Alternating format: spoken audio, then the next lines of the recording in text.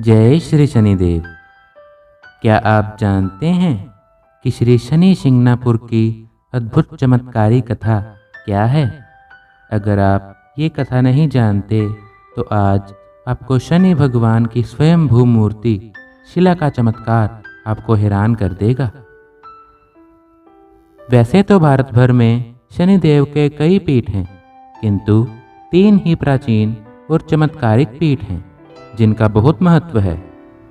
शनि शिंगणापुर महाराष्ट्र, शनेश्वरा मंदिर ग्वालियर मध्य प्रदेश, सिद्ध शनिदेव कशीवन उत्तर प्रदेश।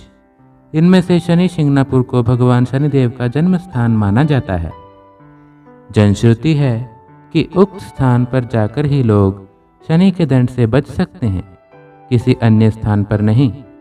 जनश्रुति और मान्यता अनुसार यह शनिदेव का जन्म स्थान है।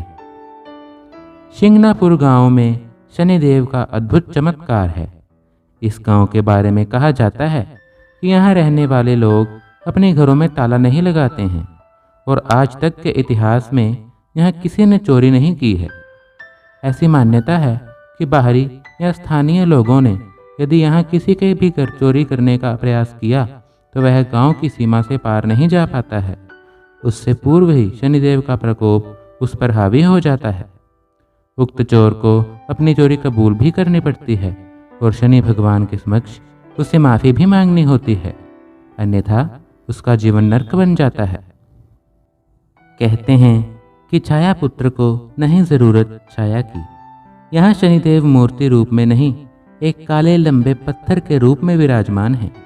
लेकिन यहाँ उनका कोई मंदिर नहीं है, न उनके ऊपर कोई छत्र है।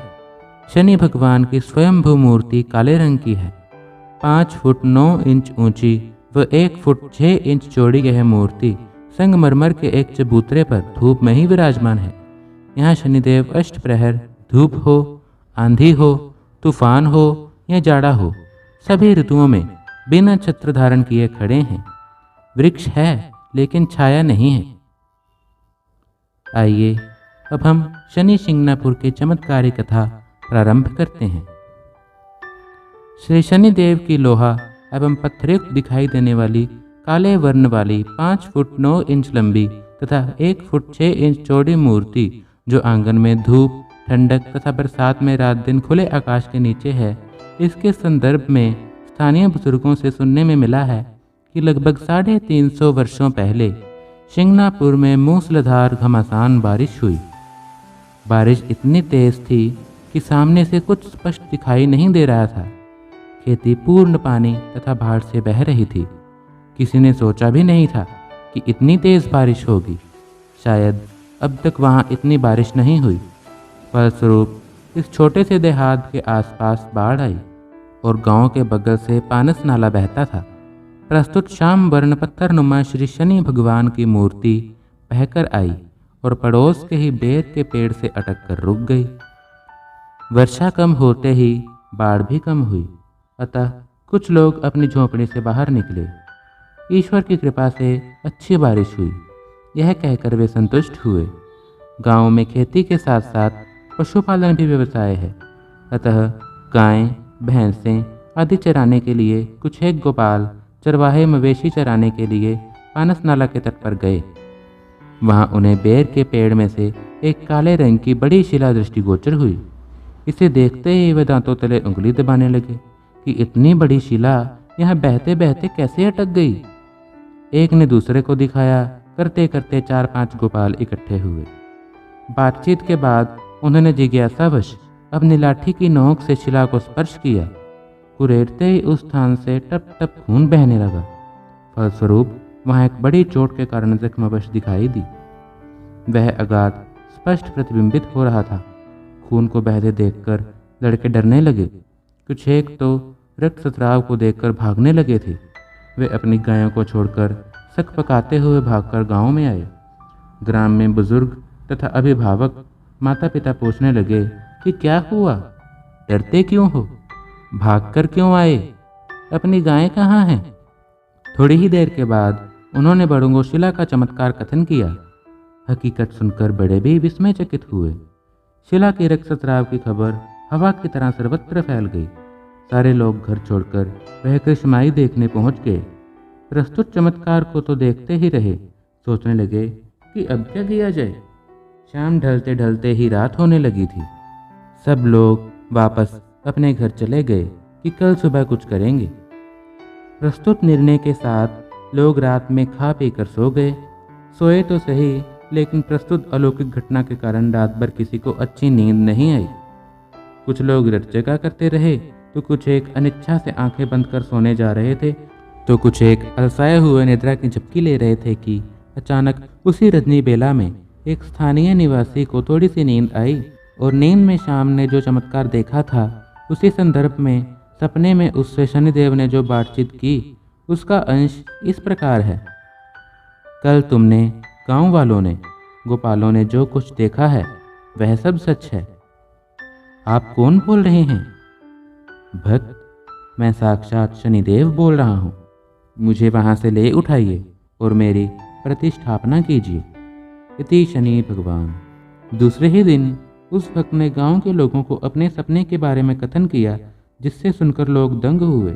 उस भक्त के कहने पर गांव के लोग बैलगाड़ी लेकर मूर्ति के पास पहुंचे, जो बेर के पेड़ में अटकी हुई थी।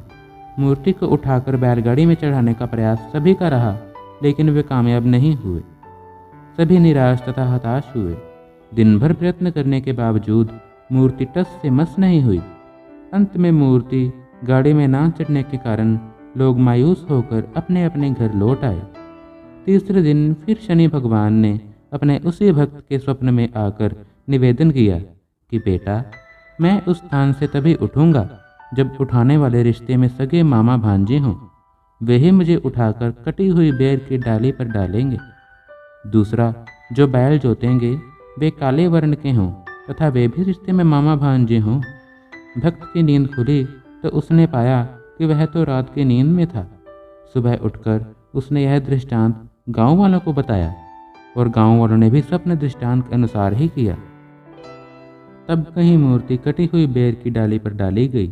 यह कितने ताज्जुब की बात रही कि जहां पहले मूर्ति को एक साथ अनेक लोगों द्वारा उठाने का प्रयास रहा, लेकिन व्यर्थ।